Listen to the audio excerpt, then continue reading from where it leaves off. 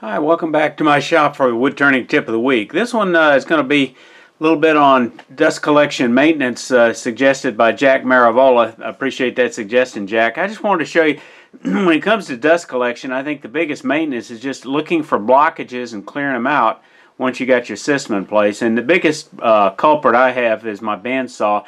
Generally when turning green wood, it doesn't easily get sucked through and it builds up. So when I'm turning green wood such as Bradford pear or red oak or anything green, I have to clear this out periodically. You also want to check up underneath the throat, because I find dust tends to collect to here, and I've already swept this out. I use this little chip brush to clean it out. Also, if you've got a sweep, you want to check to make sure your sweep is clear. And if you have sweeps, you want to keep them clear. Green stuff will tend to collect right here as it sweeps, and it'll also tend to collect in the back on that little brush. Another troublesome area where I tend to have problems is when that green wood just can't get sucked up and it tends to clog in here.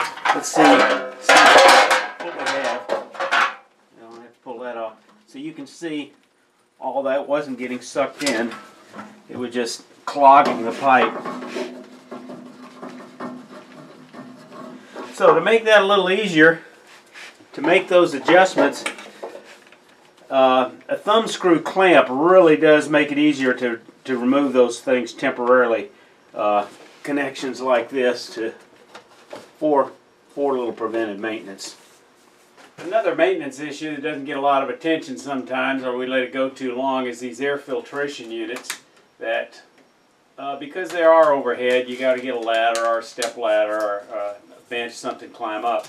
I've got a reusable, cleanable filter, so I can take this outside and blow it out. But the real maintenance, I think, comes from the bag system inside. Taking it out and shaking it out best you can. And when you do blow it out with an air hose, don't get it too powerful, too close, or you can blow holes and damage your media. One last item for maintenance is my pre-separator. You do need to check that periodically, make sure it's not full. Lift this up and you can see I've got a fair amount in the bottom, and compare that to the amount in the bag, and you can see it's doing a pretty good job. But you've got to empty that every now and then, or it's not going to work for you. I hope these tips have been useful for you. I think one of the key takeaways here is take care of your lungs. You've only got one set, so you need to do whatever you can with the dust collection, especially those fine, very fine particles. So thanks for visiting. Y'all come back here.